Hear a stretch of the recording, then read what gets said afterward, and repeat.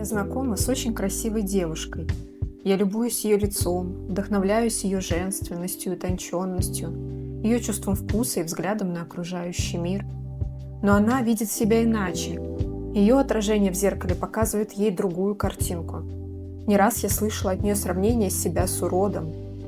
Но что именно мы видим, когда называем что-то красивым или уродливым? На чем стоит наша собственная личная категория красоты? До недавнего времени каноны женской красоты были довольно жесткими. Я миллениал, и формула 90-60-90 рождает в сознании конкретные образы, а с ними тогда рождались и определенные требования к себе.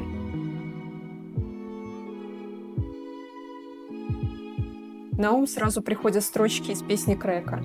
Девушка стоит на витрине, красиво, как на картине, но это все прах и тлен, она манекен. Манекен. Кукла. Это картина Веласкеса.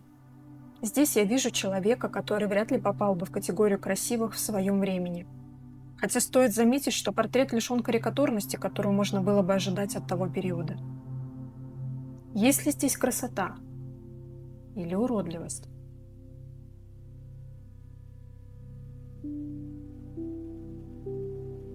Я смотрю здесь в первую очередь на его глаза.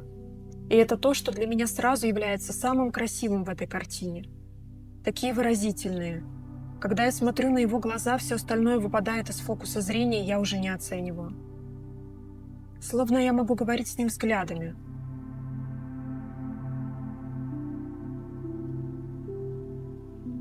А вот некрасиво и уродливо для меня здесь его поза.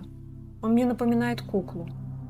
Ведь он мог бы стоять, портрет мог бы быть в полный рост. Но его поза здесь сравнима с куклой. Она словно лишает его личности для меня. Он просто кукла. Но его глаза говорят мне, что он живой, чувствующий, настоящий, цельный. Я реагирую на это живое в нем, и поэтому для меня он несомненно красив, независимо от формы и контекста. Самоедство, пожирание себя. Довольно популярная форма самокритики. Это картина Гои. Бог Сатурн пожирает своего сына в панике, чтобы не быть свергнутым. Сразу я не могу разглядеть здесь красоту, но она здесь тоже возникает для меня, хоть и не сразу. Сначала я вижу ощущение паники Сатурна в его взгляде. Он безумен. Он, вероятно, даже не до конца понимает, что делает. Но затем я начинаю погружаться в композицию, и вот уже вижу красоту в теле его сына. Оно такое гармоничное, подтянутое. Несмотря на то, что осталась нетронутой нижняя часть, я могу представить, что все тело было красивым.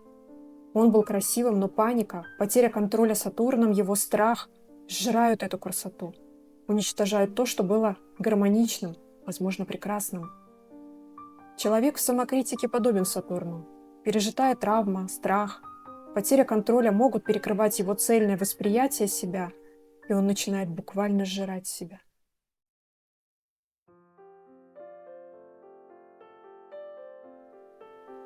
Зачем нам дан изъян? Его всегда можно найти. Как же красива эта девушка на картине Уистлера. Хотя по стандартам викторианской эпохи ее трудно отнести к красавицам. У нее не яркая внешность, нет проявленного кокетства в позе. Но для меня она само спокойствие и нежность, расслабленность и тишина. Даже цветок в ее руке еле держится, словно вот-вот выпадет. Она прекрасна во всем. В своей позе, волосах, руках, одежде, взгляде. В ней нет ничего лишнего. Весь образ одухотворяет, и я словно расплываюсь в нем. Но шкура у ее ног возвращает меня в реальность, заземляет. Тот самый изъян. Эта шкура уродлива, но на ее фоне я не растворяюсь в ее красоте полностью.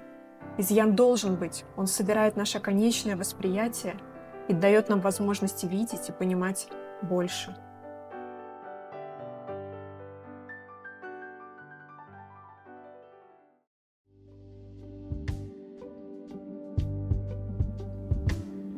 Так на чем же в итоге стоит моя личная категория красоты?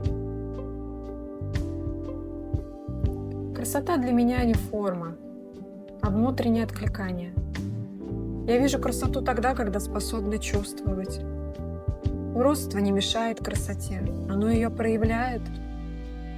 А изъян не ошибка. Я думаю, это вход.